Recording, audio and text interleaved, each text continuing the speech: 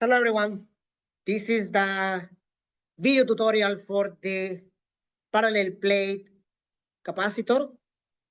It's another interesting lab where you're going to explore the properties of the parallel plate capacitor and the relationship between the capacitance, the area of the plates, and the distance between the plates. Now, if you're using exploration physics, you can even go and do the dielectric section, which is kind of extra, just for you guys to explore what happens if you include a dielectric in the system. But if you're using the software simulation, the online simulator, you're gonna do, you're gonna skip that, but you're gonna do most of the lab, which is understanding the relationship between capacitance, area, and distance when you leave one of those parameters constant. That means area or distance, which is the separation between the plates. So you have a lot of background theory that you should have covered in class already. There's some equations that you're going to need for the individual questions later. And then the procedure for the lab. So this is how exploration physics look. So you just open exploration physics, you go to the parallel plate capacitor, and you have this. The parameters are there, capacitance, charge, electric field, energy, and then you can vary the parameters. And that's basically what you're going to do here. If you don't have exploration physics, that's basically that. So the idea is that you're going to leave this at 1.5 volts, and you're going to record values first by keeping the distance fixed. We're going to plot then the capacitance versus 1 over D. Now, why? Because let's take a look. If you have the parallel plate capacitor, that's the equation for capacitance.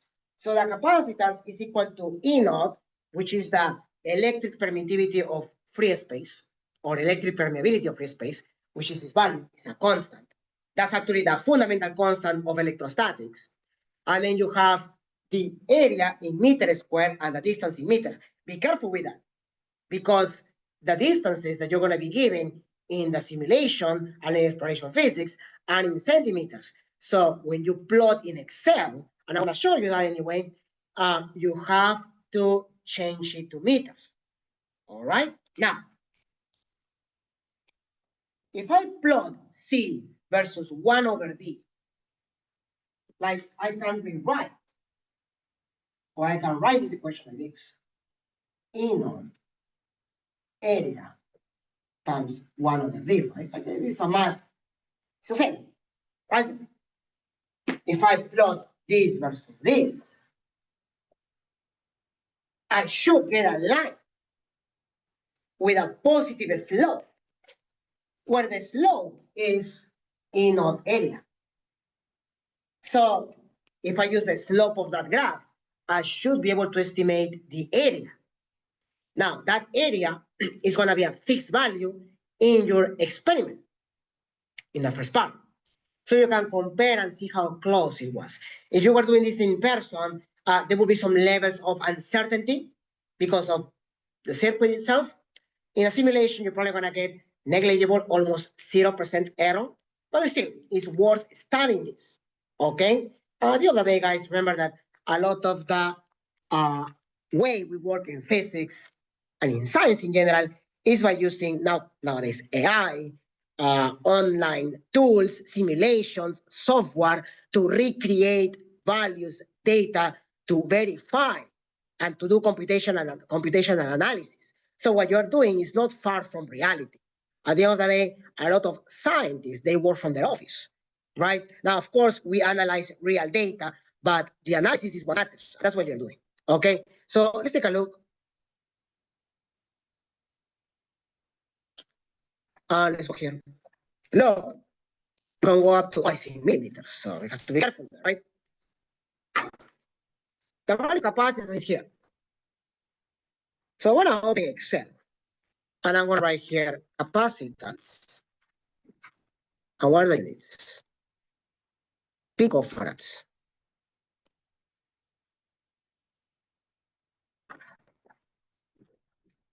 picofarads to a negative 4, remember? Capacitance in farads. And then I'm going to put here my distance or separation in millimeters. And here, separation in meters. Let's center this, make it bigger. Just cassette. There, there, there. There. All right, so look, I feel like in here they ask you to do 10 different values. If you cannot reach 10, it's fine. Please do 7 or 8. I'm not gonna do 10 because I'm just doing a demonstration of how to gather the rate. For 2 millimeters is 0.89. So start with it. Don't forget the units. Okay? I wanna make it bigger here. Oh, that's too much. You got to be careful with this. Use the mouse. 2.2.8. That's right. The more the separation, the lower the capacitance based on the equation. 2.8 to 6.63. 2.8. And then 3.4 to 52.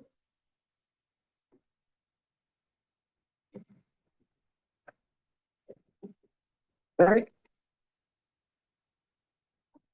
And let's go to 4.44.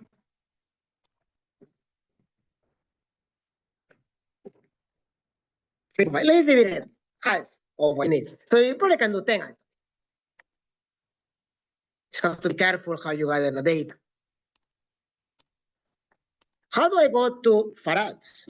Pico is 10 to a negative 12. So you can do equals this times E negative 12. Oh, what happened here? Oh, wait. You know what?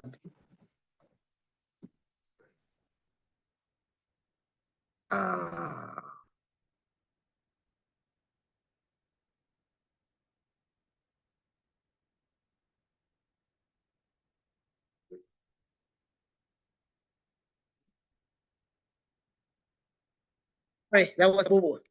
Right, I was thinking about web assign.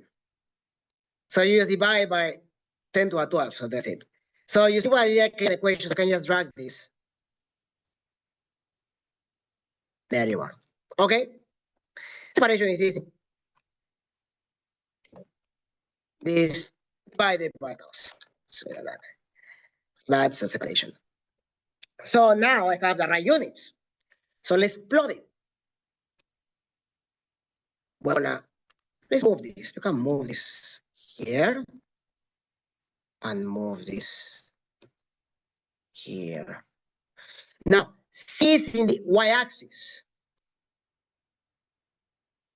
So separation is in the x-axis. The way Excel plus values is x versus y.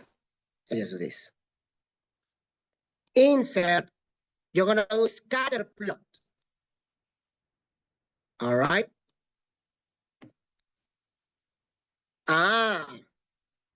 So you're probably thinking about what's going on, that it should be positive. Not really. The capacitance is decreasing as the area, right? So it makes sense what you're seeing there right now. All right. Now, that's capacitance versus distance. What about 1 over distance, though? Which is why you have to do that. So let's do here plot C versus 1 over D. I need 1 over this. So let's move this here.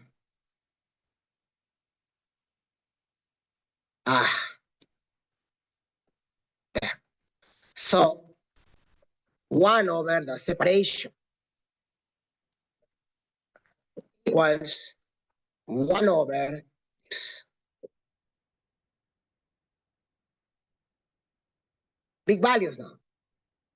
The separation was very small, was 2 millimeters, I changed to meters, and then 1 over that. So let's make this bigger so you guys can see it better. There. Now plot C versus 1 over D. So 1 over D is in the x-axis, C is in the y-axis. Now this graph will give you the positive slope that you were expecting. Now you get the positive slope. See what I mean? So guys, that's why I always use Excel, because look how beautiful it looks. You have to change the title. You have to add the axis titles. And then you're going to go to trend line, options, and you're going to display equation chart. So that is a slope, 2 times to a negative 16. That's what we get. The slope is 2e negative 16. But what did we say was the slope equal to? The slope, based on what I did on the board, is equal to E naught times area. So you divide the slope by the E naught, that will give you the area. And what was the area that we set it to? 200 millimeters squared. So it should work. Try it, it should work. All right? In fact,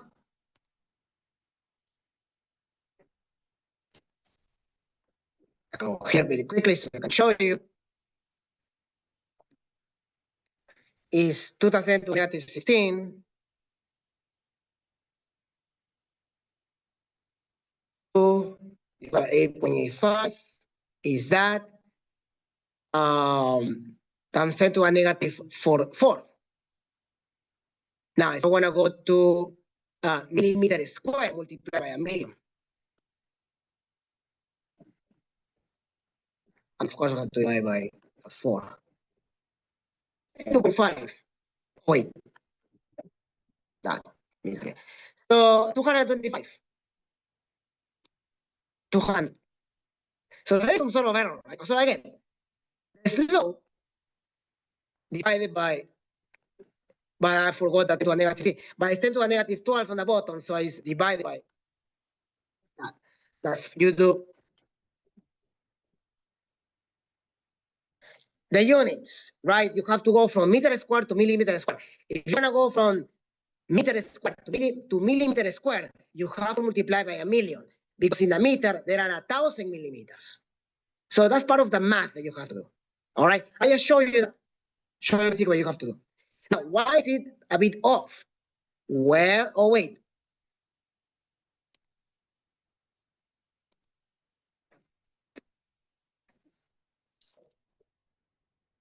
Negative 4. Forgot another thing. Why is it a bit off? It's a bit off because I only use 5 data points. Okay, so that's why it's a bit off. All right, but at the end of the day, it's going to work. All right. So now what we have to do is do the second part.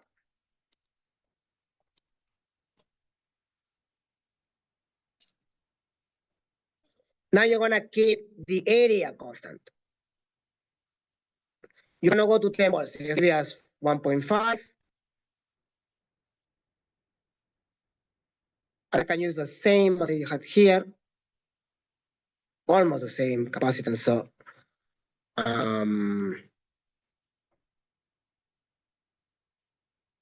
capacitance.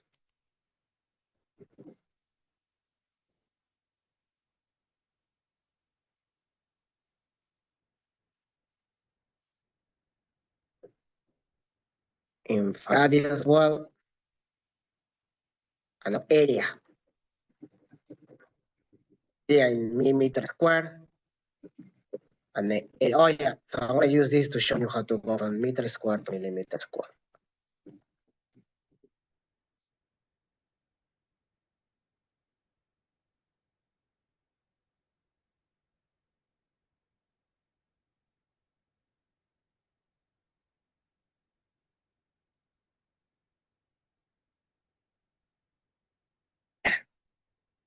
This is just C versus A.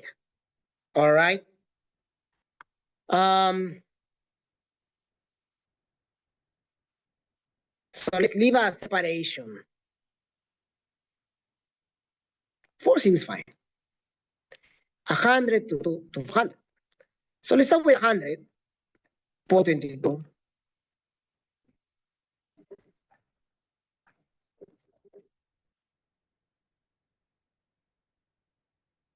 Hmm. 0.29.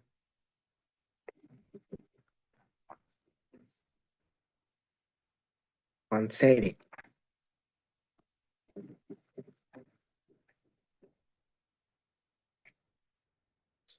0.38. 170.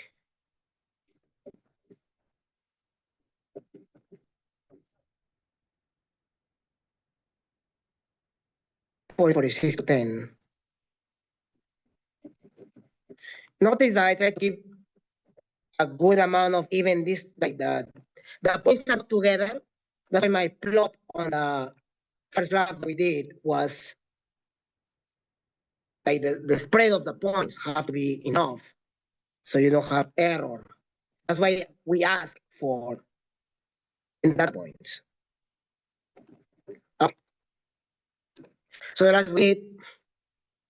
Try with it. Right? Same.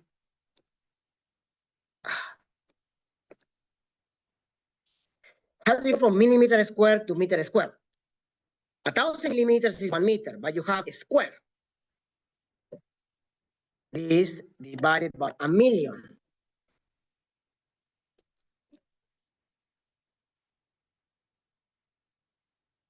So now I'm just going to plot this.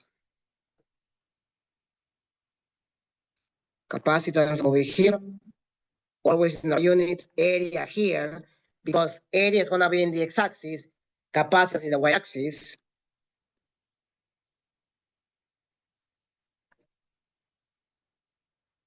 And then you are the same. You add the axis types, trend line, more options.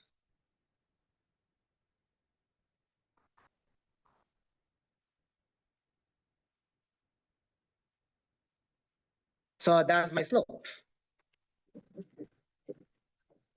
2 is negative. What's the slope in this case? If you look at the board, C versus A is E naught over distance. So E naught over distance now is the slope. So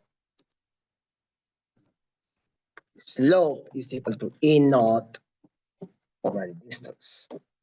If when I get a distance, that will be equals to E naught divided by the slope. And I will give the value because if you do 8.85 divided by 2, now that's 10 to the negative 12, goes up, 442. So that's in negative 12. No, my bad. 8.85 divided by 2 to a negative 12 divided by 100. That's the distance in meters. In millimeters is 4. So we're getting basically 4.4, which is a bit off because of the amount of data points. All right. So that's basically what you're gonna do in this experiment. All right. Make sure that you show the plots, the graphs, and then you go to the individual questions. The individual questions are basically theoretical questions of this lab. You just have to use the equations for this Remember that there's a relationship between voltage, distance, and electric field.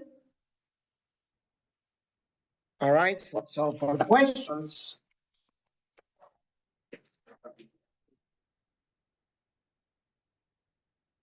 C equals E naught area over distance.